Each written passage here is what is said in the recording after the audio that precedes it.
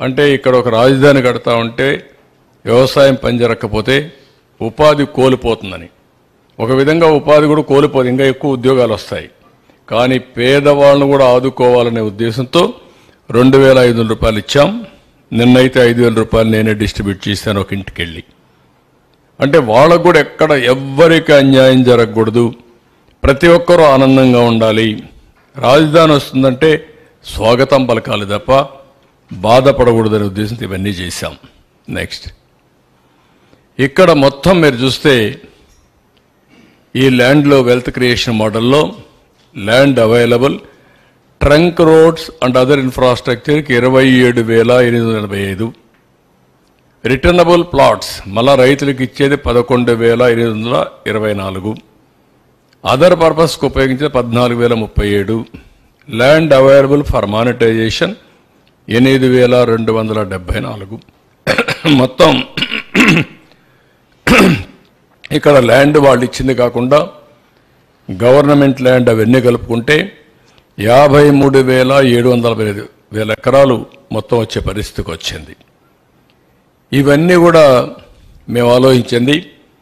ఈ ల్యాండ్ ఏదైతే ఉందో మానిటైజేషన్కి 8,274 ఎకరాలు గవర్నమెంట్ పెట్టుకుంటే అన్ని డెవలప్ చేస్తూ ఉంటే దీనికి విలువ పెరుగుతుంది, ట్యాక్సెస్ వస్తాయి, ట్యాక్సెస్ గవర్నమెంట్కి వస్తాయి. ఈ ల్యాండ్ అమ్మినా సరే రాజధాని కట్టచ్చనే ఉద్దేశంతో ముందుకు పోయాం.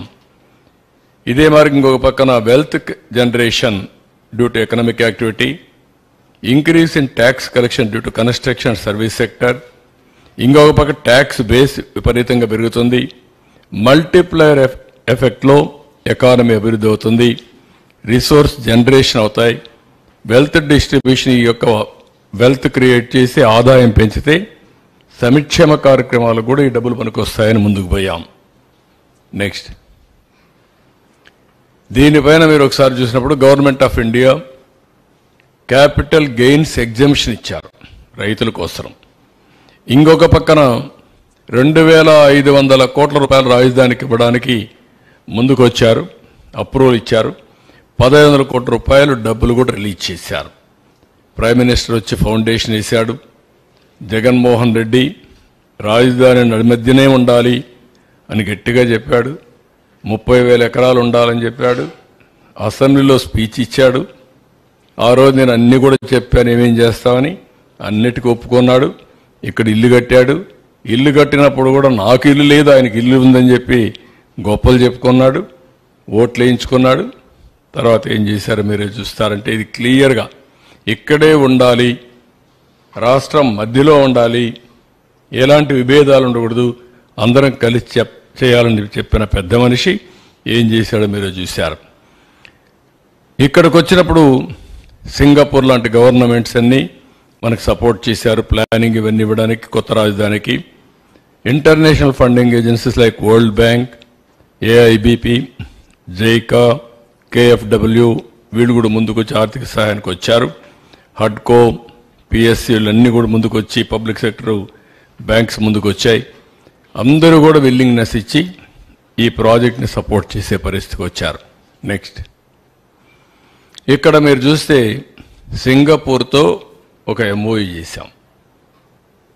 సింగపూర్ గవర్నమెంట్ ఎప్పుడు కూడా ప్రపంచంలో most respectable government, small state, most respectable, integrity కానీ ఎఫిషియన్సీ కానీ ఆనెస్టీలో కానీ nobody can question Singapore.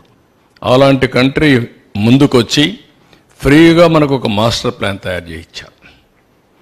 First capital region concept master plan ఇచ్చారు. మొత్తం ఏరియా అంతా కూడా గుడివాడ లేకపోతే ఇక్కడ ఈ పక్క చిలకలూరుపేట ఇవన్నీ కలిపి ఒక క్యాపిటల్ రీజియన్కి ఇచ్చారు. ఆ తర్వాత క్యాపిటల్ సిటీ మాస్టర్ ప్లాన్ ఇచ్చారు. ఆ తర్వాత seed capital area detailed master plan కూడా డీటెయిల్స్ ఇచ్చారు. ఈ డీటెయిల్డ్ మాస్టర్ ప్లాన్లో 9 సిటీస్ వచ్చాయి.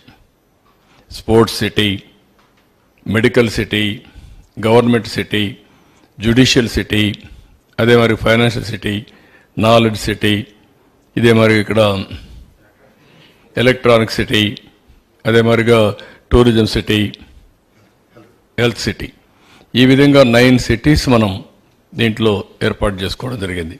నెక్స్ట్, ఇక్కడ మీరు చూస్తే future, silent futures, smart city of India, new cities కావాలని అందరం మాట్లాడుతున్నాం. World class standards, economic power house, hitech, knowledge based industry jobs, globally competitive, reflect rich heritage possessed by the region, showcase unique identity, sustainability, efficient management of resources, recycling కానీ everything ఏ విధంగా చేయాలనో ఇవన్నీ ఆలోచించి అన్నీ integrate చేశాం. ఈరోజు ప్రపంచంలో అన్ని సిటీల కంటే బెస్ట్ సిటీగా ఉండాలి, బెస్ట్ లివబుల్ సిటీగా ఉండాలి, నాలెడ్జ్ ఎకానమీకి చిరునామాగా ఉండాలి అనే ఉద్దేశంతో ఇవన్నీ చేశాం. నెక్స్ట్, ఇక్కడ మీరు చూస్తే ఇది అసెంబ్లీ, అన్నది బెస్ట్ అసెంబ్లీ ఇండియాలో ఉండాలని చెప్పి ప్లాన్ చేశాం. ఇది హైకోర్ట్, పక్కన కట్టింది డిస్ట్రిక్ట్ కోర్ట్. అది ఇమ్మీడియట్గా రావాలని డిస్ట్రిక్ట్ కోర్టు కట్టాం. హైకోర్టు ఇది. ఇక్కడ వచ్చే కొద్దికి 5 టవర్స్, అడ్మినిస్ట్రేటివ్ బ్లాక్స్, మొత్తం హెడ్ ఆఫ్ ది డిపార్ట్మెంట్స్ అన్నీ కూడా ఒక చోట ఉండాలని, ఎఫిషియన్సీ పెరగాలని ఒక న్యూ కాన్సెప్ట్ తీసుకొచ్చాం.